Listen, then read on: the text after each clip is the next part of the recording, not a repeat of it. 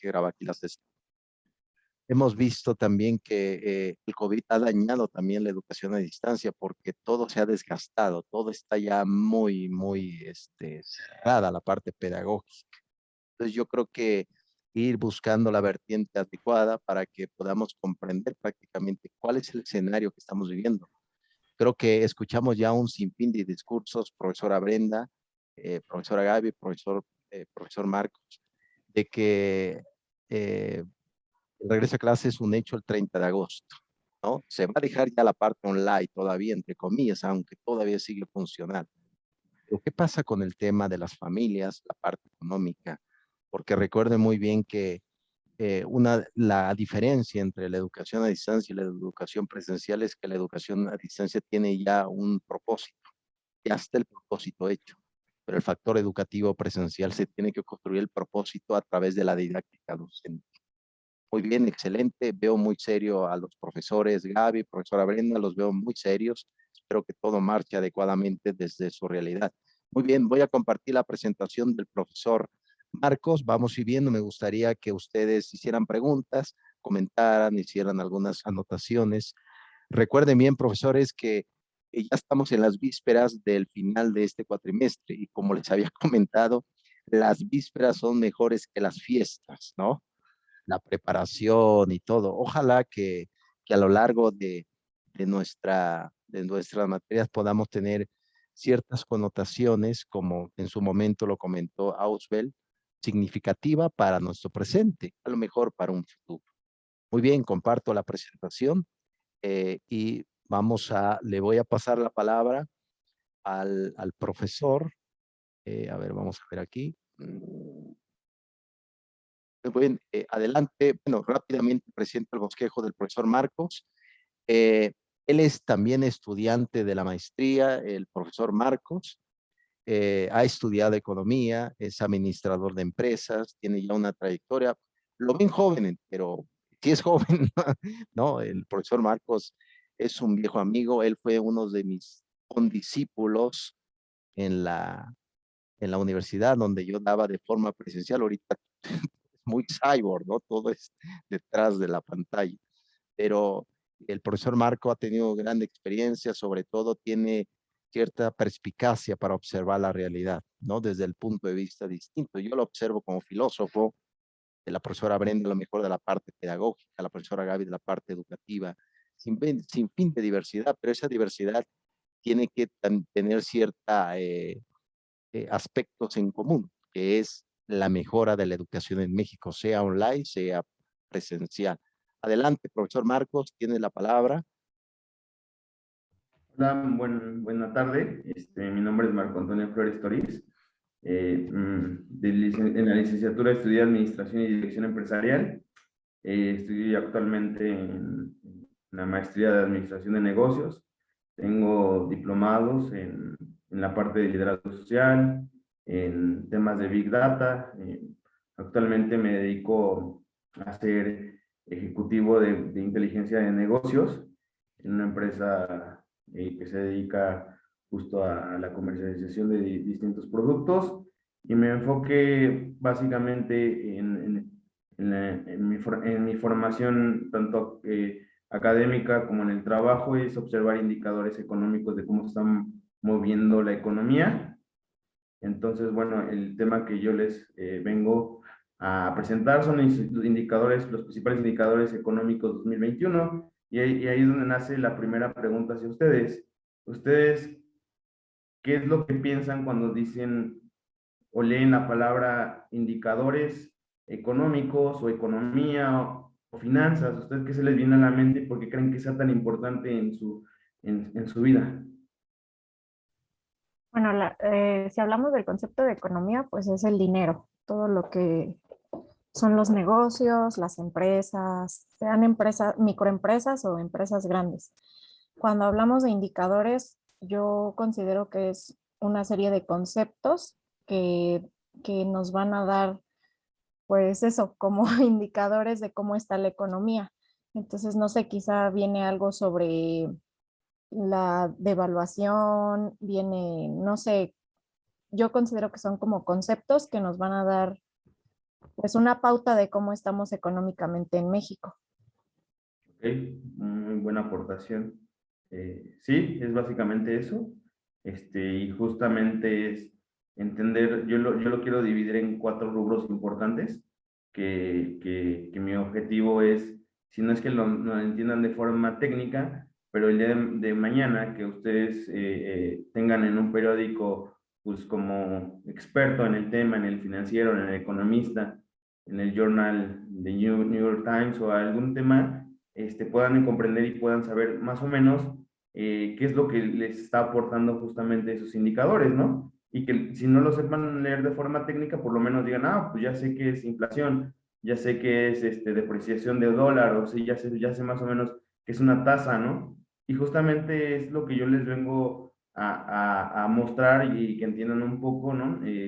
Justamente la economía su objetivo de la economía es observar los temas sociales, diferentes temas sociales, justamente siempre ligados a los temas financieros, ¿no? Y de dinero, ¿no? Cómo van fluctuando los mercados de divisas, cómo se va comportando el crecimiento de un país y qué tanto nos está afectando en temas micros en nuestra casa, ¿no? Porque al final del día, supongo que todos hemos ido a la tienda y hemos comprado 1 kilo de huevo y hoy ya me cuesta 35 y ayer me costaba 27 y a lo mejor la depreciación de mi poder adquisitivo hace que nosotros no podamos justamente hacer un gasto como el que estábamos antes acostumbrados, ¿no?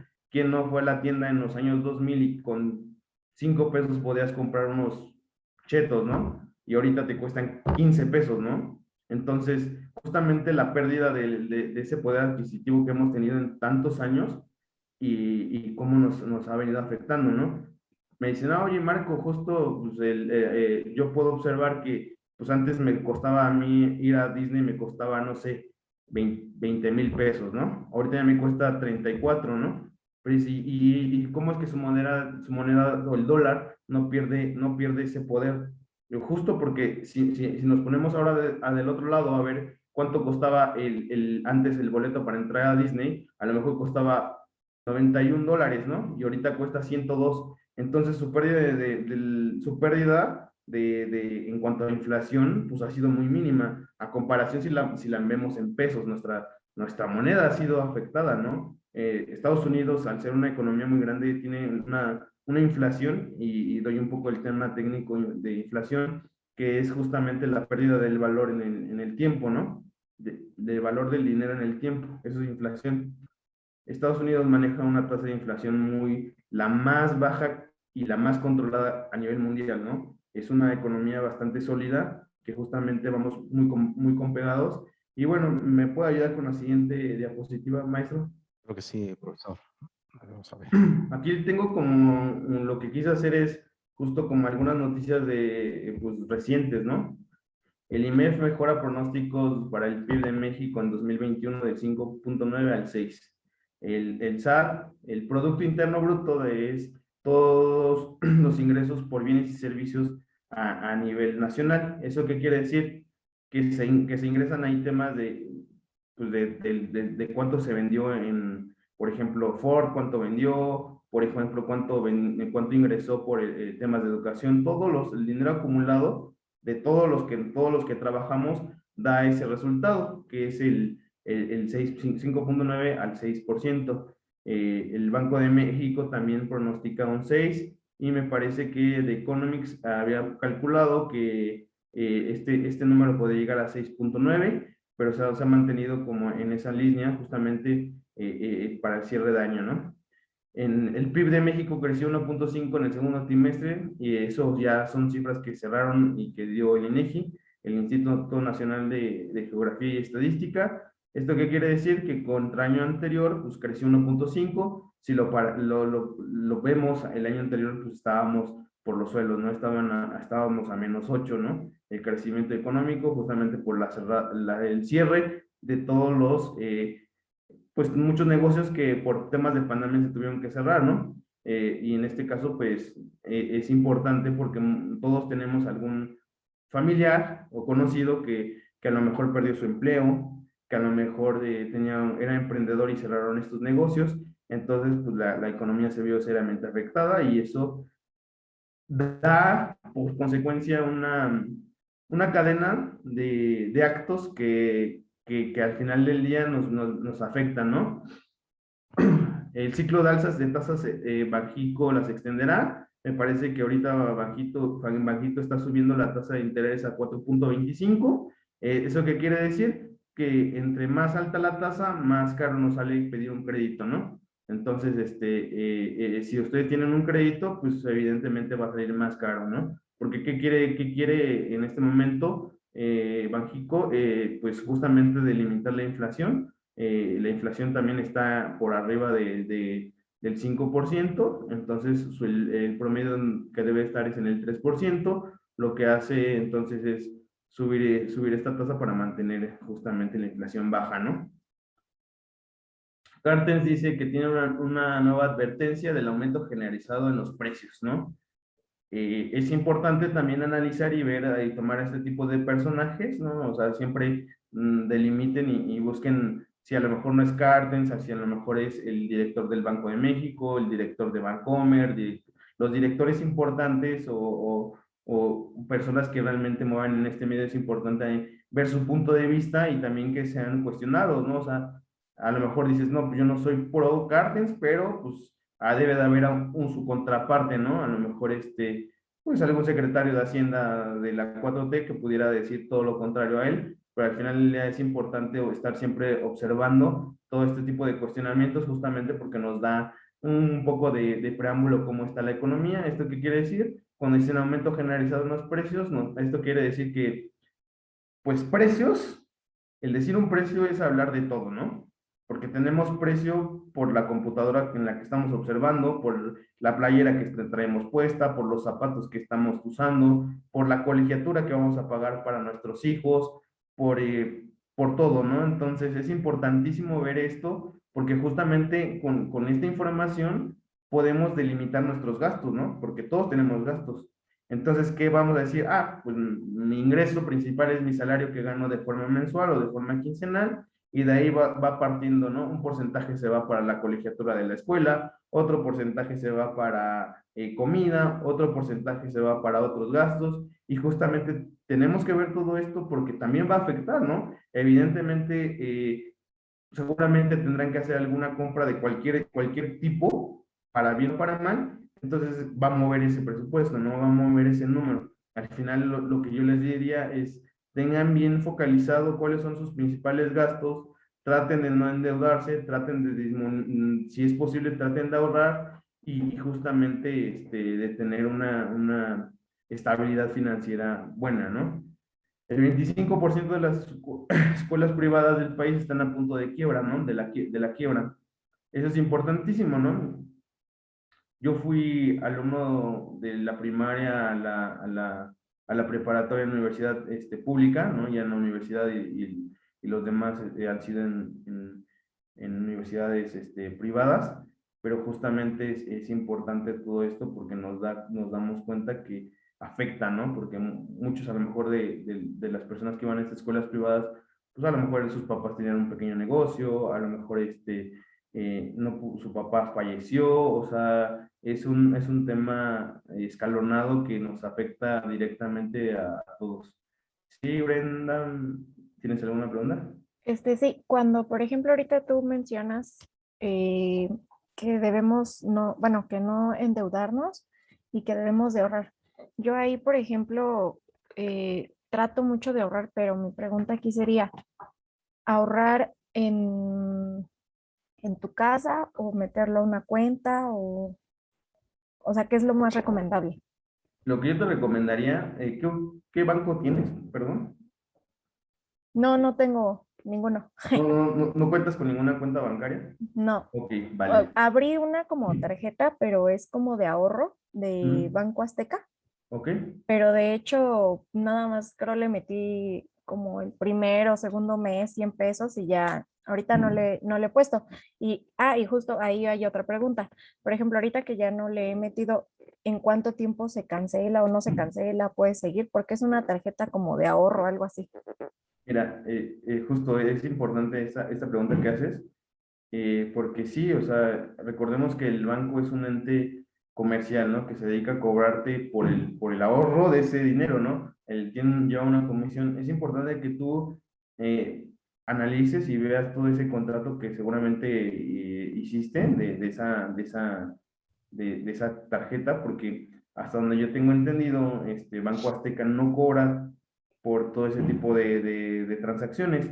Sin embargo, puede haber alguna cláusula que te puede estar diciendo tienes que tener un monto mínimo, ¿no? Y si no lo tienes, te puedo cobrar un porcentaje de interés.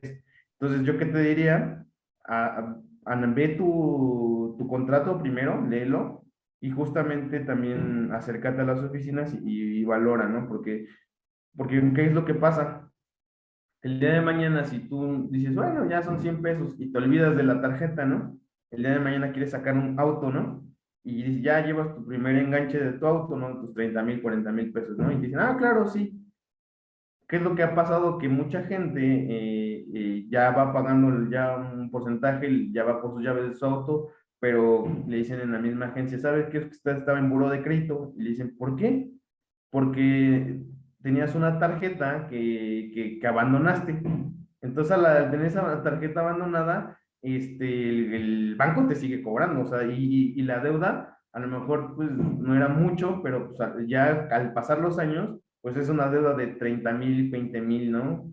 En el peor de los escenarios, hasta 40,000 pesos, por nada más dejar una tarjeta ahí muerta, ¿no? Porque al final del día sí es importante que la vayas a cancelar. Si no la necesitas, cancélala, ¿no? Y En que yo te este recomiendo. caso, por ejemplo, bueno, es que ahorita no sé si está cancelado o no, pero por ejemplo, entonces si ahorita le meto dinero, ¿se reactiva sola? Sí, se podrá reactivar justamente porque Ah, estás utilizándola, ¿no? Entonces, por eso te preguntaba qué banco tienes.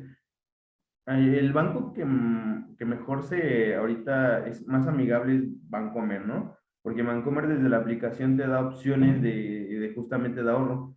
Te da pagarés, o sea, que te dicen, ¿sabes qué? Mete 2,000 pesos y voy a dar el 2% de ese monto trimestral, ¿no? O sea, que el 2% pues es nada, ¿no? Pero al final del día es importante que aunque sea ese 2% son 400 200 pesos que nadie, absolutamente nadie, la economía es muy, y las finanzas son muy frías, que nadie te va a regalar nadie en ese dinero. Entonces, si tienes esa posibilidad de decir, bueno, tengo 2,000 pesos y no sé qué hacer, pues métete a ese tipo de ahorro, ¿no? O sea, pagar esa futuro, que es muy fácil y muy sencillo, ¿no? O sea, nada más tienes que tener un monto mínimo y en la misma aplicación de BBVA te da todo ese tipo de opciones de ahorro. Entonces, pues sí, es lo que yo te recomendaría. gracias. ¿Ok? Interesante, profesor Marcos. Ahora, con respecto, por ejemplo, en esta materia que vamos junto con los profesores de educación a distancia, vemos que la educación a distancia no funciona de forma solitaria, requiere de equipos, ¿no?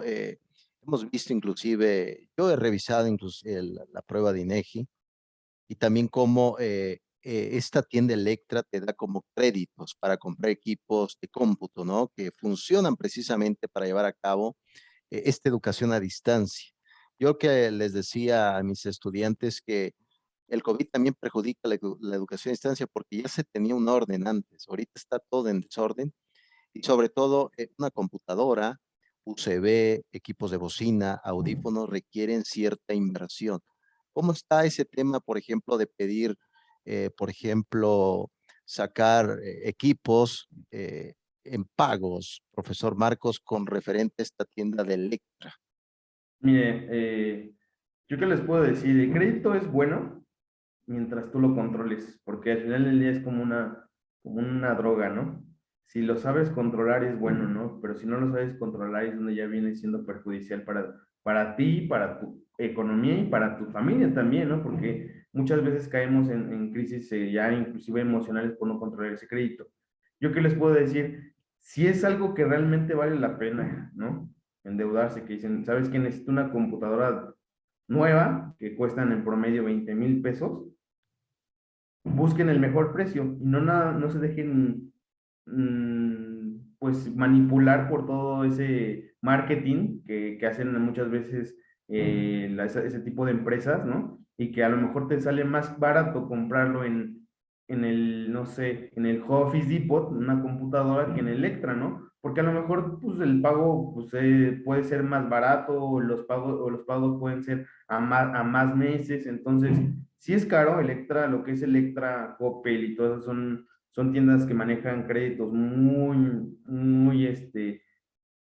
viciados, por así decirlo, donde un producto que te cuesta 100 pesos te lo terminan vendiendo con el crédito el doble, ¿no? O el triple, ¿no? Porque al final del día el negocio es eso, su core del negocio es, de ese tipo de empresas, es justamente cobrarte por medio del interés, ¿no? Ese es su negocio, es básicamente eso. Yo que le recomendaría, si es importante ver y utilizar el crédito, sí, pero justamente pues traten de buscar el mejor precio, las mejores, donde les ofrezcan el mejor interés, donde se sientan también cómodos de la compra, y que les garantice que su producto que vayan a comprar tenga pues una garantía y sea de calidad. Bueno, espero haber respondido a eso, prof. No sé si tenga alguna otra duda. No, excelente, profesor Marcos. Precisamente en esta materia revisamos un libro que publicó la UNAM hace unos meses sobre educación y pandemia, como que fue el manifiesto académico, y hablaban también de esta brecha también de desigualdad que está surgiendo, porque al final de cuentas tomar clases en línea también tiene un costo alto, ¿no? Y no todos inclusive se formulan esta concepción. Algunas familias, hablando de la tecnología, no tienen ni TV, ¿no? Al menos funciona la radio como una forma también de educación a distancia. Entonces, yo creo que le has atinado muy bien, profesor, porque al final de cuentas es cuestión de economía, ¿no? Ver cómo está una economía sana en una familia y cuidar lo poco que se tiene. Tú comentabas no hace mucho que si ganamos poco y gastamos mucho, como que no funciona la cosa, profesor Marco. Es correcto. Sí, yo justo voy a hablar del tema de pobreza, que es un tema importantísimo, pero ese lo dejé al final porque es lo más interesante. También, por ejemplo, bueno, yo he visto que hay muchas como, no sé cómo decirlo, pero muchas publicaciones en Facebook de esto de que los gastos hormiga, ¿no? Que muchas veces pues compramos cosas que realmente ni, no sé, a lo mejor un café diario, en vez de que si tienes ahí tu paquetito de café, pues mejorástelo desde tu casa, ¿no? En vez de estar comprando. Y yo, por ejemplo, sí he tratado mucho como sobre todo en este año y el pasado, porque yo, por ejemplo, sí me he puesto como a reflexionar y a mí, por ejemplo, me gusta mucho comprar ropa, zapatos y, por ejemplo, este año he tratado así de lo mínimo y utilizar pues todo lo que tengo, porque también pues nunca nos acabamos como la ropa, ¿no? Y estaba leyendo también apenas en la mañana justamente en Facebook de esto de que las empresas también ya como somos muy consumidores, a ellas lo que les está conviniendo es hacer ropa desechable que te pones, no sé, 3, 4 veces y ya se desgastó la tela y pues tienes que volver a comprar otra porque pues ya se te rompió o ya está muy delgadita, ¿no? Y mencionaba ahí que precisamente por eso también, me parece que es en Bangladesh, donde tienen ellos pues todas sus empresas y donde hacen la ropa, incluso ya tienen pues muy contaminado ahí el país por lo mismo, porque pues la tela es tela que se rompe muy fácilmente, entonces como ya no les llega a servir o se les rompe al momento de coser o algo, pues las dejan, pero ni siquiera, no sé, no las queman o no hacen lo posible por reducirlo, simplemente van y lo botan hacia la calle y entonces pues ya está afectando a los ríos, ya está afectando a los mares, incluso a la población. Mencionaba ahí que este tipo de telas, por lo mismo de que ya es un material muy sintético, que ya hasta les está produciendo cáncer a los niños y que las personas que trabajan en estas empresas, y mencionaron algunas como Nike y varias, que normalmente pues como que llaman a los niños a trabajar porque les pagan lo mínimo, lo lo que, no sé, creo que decía $1 por hora, algo así. Entonces, con eso pues tienen a la población pues trabajando, ¿no? Pero realmente no les importa mucho. Y decía ahí que si por ejemplo, llega a fallecer, pues la población que está trabajando en esa empresa, pues como hay tanta población en ese país o entonces pues no les importa, o sea, simplemente los reemplazan y ya. Ok. Entonces, pues hasta dónde estamos llegando, ¿no? Como que esa humanidad ya no hay. Sí, pues mira, se llaman fashion fast, algo así, todas ese tipo de empresas, y ese es el modelo de negocios, ¿no?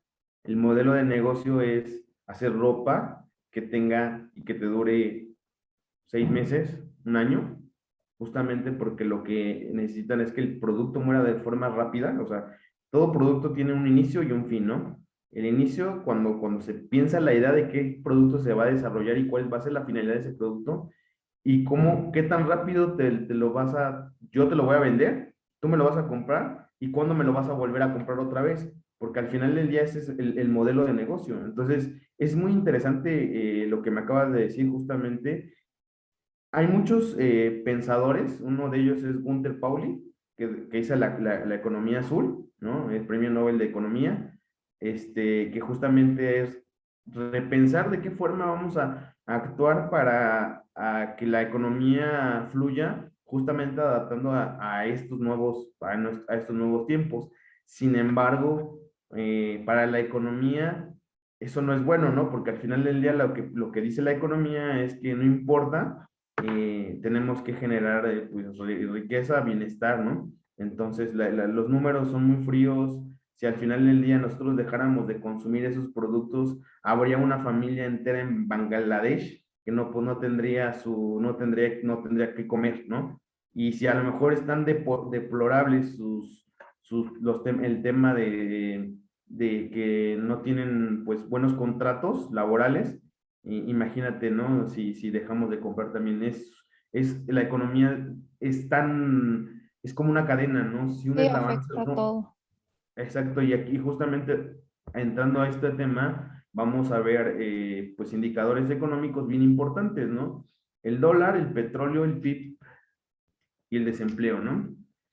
El dólar es un indicador que en el tema, desde 1984, más o menos, con Luis Echeverría se empiezan a tomar, pues justamente esto, ¿no? Porque antes el dólar llegó a estar a la par del peso, ¿no? Y se empezó a depreciar y a depreciar, y justamente estamos en estos, ahorita me parece que estamos contra 20 contra 1, ¿no?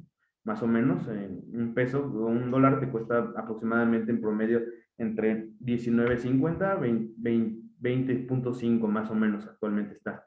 Si se dan cuenta, la primera gráfica muestra como un proceso de estabilidad, ¿no? En la de dólar, ¿no? Obviamente con sus fluctuaciones. Sin embargo, ya hasta los años ya más en la entrada del 2000, todo el tema del COVID empieza a moverse de una forma abismal y el precio del dólar empieza a subir de forma exponencial, ¿no? ¿Esto qué quiere decir? Que obviamente en esos tiempos, yo recuerdo mis abuelas me decían que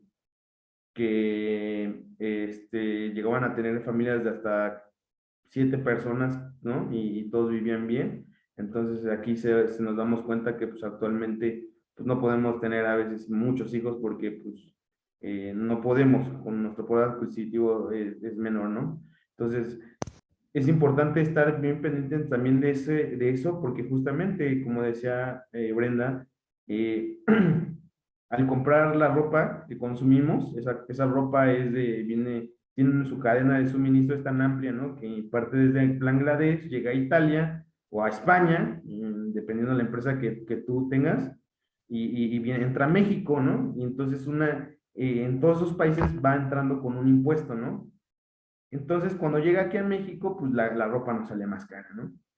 Al entrar a México, la ropa es más cara. Si ustedes hacen un comparativo de cuánto te cuesta un pantalón en Zara versus una marca mexicana que es Cuidado con el Perro, pues te vas a dar cuenta que la comparación de precio, porque eso me parece que se maquilan aquí en Guadalajara, o tiene una maquiladora en Guadalajara, pues se dan cuenta que pues es un precio completamente distinto y que justamente va enlazado por todos los impuestos que se van pagando en cada uno de los países que entra algún tipo de proceso, ¿no? Entonces, es importante estar al pendiente del dólar y del cambio, de la fluctuación, justamente porque nos da un panorama de qué tanto se están moviendo para bien o para mal, también del precio, ¿no? El desempleo. El desempleo también es un indicador bien importante justo porque si se dan cuenta en esta gráfica, muestra la caída por el tema del COVID, ¿no? Es abismal. El desempleo y esta crisis dicen que es la peor crisis desde la Gran Depresión en Estados Unidos, ¿no? Mucha gente se quedó sin empleo, mucha gente está vendiendo, está siendo emprendedora ahorita y justamente es una cadena. ¿Sí, Bren? Yo, con respecto a lo que mencionabas de que pues el dólar cada vez está más alto y que en alguna ocasión sí llegó a estar como al mismo precio del peso o algo así, en por ejemplo, ¿qué tendría que pasar para que volviera a suceder eso? Híjole, tendría que pasar un milagro económico, ¿no? Entonces, tendrías que tú empezar a decir, soy compradora de ropa, a ser vendedora de ropa. Tendrías que hacer una innovación y tú decir, sabes que me gusta mucho la ropa y quiero tener una empresa de ropa. Tendrás que irte a desarrollar alguna aplicación donde te agilice mucho más eso y que tú puedas dar empleo y que esa empresa pueda ser un parteaguas para que tú des empleo, que las familias tengan pues, una mejor Es más, calidad de vida. entonces sería más o menos como lo que pasó con China, ¿no? Que cerró sus puertas de exportación e importación y, y ellos crearon ya pues todo, ¿no? Sus empresas, todo, y por eso fue que llegó a ser potencia mundial. Pues mira, entrar en ese tipo de dilemas China tiene su moneda con con esa diferencial me parece, no recuerdo bien la moneda de China versus el dólar. Ellos mismos la hicieron que su moneda valiera tan poco. ¿Por qué? Porque si ellos realmente pusieran el valor de su moneda actual a lo que estaría muy por encima de lo que es el El dólar. dólar, sí. Pero, ¿qué dijeron? Necesitamos ser competitivos. La ventaja competitiva de Peter Drucker, ¿no? Al ellos estudiar economía y al ver realmente esas fluctuaciones que decían, si yo me hago caro, las empresas norteamericanas se van a ir, ¿no? Mm, Entonces, ellos mismos, con sus economistas y sus financieros, decidieron mantener y bajar su moneda a lo más barato, porque justamente, ¿cuál es su ventaja competitiva de China contra el mundo? Pues la mano de obra, ¿no? sí. Evidentemente, China tuvo que hacer esos cambios en su economía justamente pues como ventaja y porque pues realmente todas las empresas norteamericanas y del mundo están ahí, ¿no? Dime que no es chino, ¿no? Los lentes que traes son chinos, muchas veces, si a lo mejor de una buena marca, seguramente fueron maquilados en China, ¿no?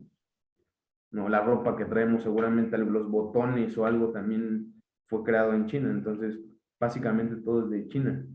Dice, uno de mis primos compra mucho en Alibaba porque es muy barato, ¿no? Y dice mi sobrino, oye tío, oye papá, ¿cuándo van a llegar mis tenis de China? Porque ya sabe que todo viene de allá, ¿no? Porque toda la ropa que compra mi primo es de China. Entonces, pues sí, hay que estar atentos y justamente Que de tratar hecho de... yo